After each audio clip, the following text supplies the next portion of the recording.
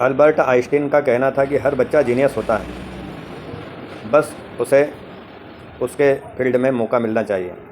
उन्होंने कहा था कि किसी मछली को पेड़ पर चढ़ने की कहोगे तो शायद वो नहीं चढ़ पाएगी और अपने आप को फेलियर मानेगी। वहीं मछली को यदि पानी में तैरने की कहोगी तो सबसे नंबर 1 रहेगी। यही हाल हर मानव का रहता है, हर बच्चे का रहता है। हम उसको बहुत बार, जो बच्चा पढ़ना नहीं चाहता उसको पढ़ाने की कोशिश करते हैं, वो अपने आप को उसमें फेलियर मानता है, उसका मनोबल टूट जाता है। और बहुत सारे बच्चे नहीं पढ़ने के बाद भी सक्सेस हो जाते हैं। हमने हमारी लाइफ में देखा होगा कि बहुत सारे बच्चे जो पढ़ने लिखने में तेज़ नहीं है वो खेल कूद में नंबर 1 रहते हैं, अव्वल रहते हैं। कुछ बच्चे जो खेल में सक्सेस नहीं होते हैं वो कॉम्पिटिटिव एग्ज़ाम में नंबर 1 होते हैं। कोई बच्चा साहित्य में अच्छा रहता है, कोई साइंस में अच्छा रहता है, कोई संगीत में अच्छा रहता है, कोई कला में निपुण रहता है, कोई चित्रकारी में निपुण रहता है।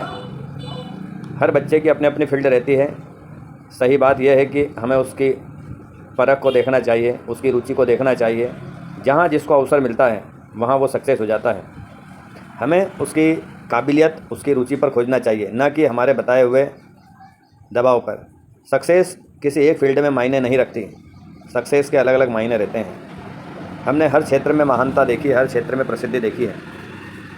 इसलिए हमें बच्चों को उनकी रुचि के अनुसार उनकी फील्ड खोजने के लिए बोलना चाहिए, न कि हमारे दबाव के हिसाब से यह तय करें कि उनका भविष्य क्या होगा। हमने 3 इडियट फिल्म देखी है, उसमें भी यही बताया गया था कि जो 3 लड़के थे, तीनों की अपनी अपनी रुचि थी, उन्होंने अपने अपनी रुचि के हिसाब से काम किया और सक्सेस रहे। जीवन में भी ऐसा ही होता है। हमने अनेक खिलाड़ियों को देखा जो 10वीं 12वीं पास भी नहीं हुए मगर उनकी फील्ड में महानता के शिखर पर पहुँचे।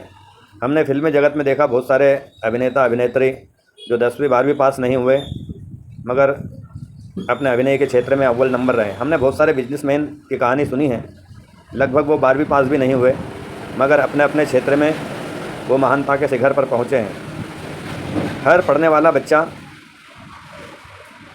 ज़रूरी नहीं है कि वो IPS IAS अधिकारी बने, वो अपने अपने फील्ड में अलग अलग क्षेत्र में जाता है। हमें भी बच्चों को उनकी रुचि खोजने का अवसर देना चाहिए और हमारे हिसाब से उनको उसके परिणाम भी उनको बताते रहना चाहिए कि इस फील्ड में जाओगे तो ये परिणाम आएगा, इस फील्ड में जाओगे तो ये परिणाम आएगा। इसके हिसाब से ही हम बच्चों का भविष्य तय कर सकते हैं और हमें बच्चों को उनके विचार की और उनके रुचि के विषय और क्षेत्र चुनने की आज़ादी हमको देना चाहिए। जय हिंद, जय भारत।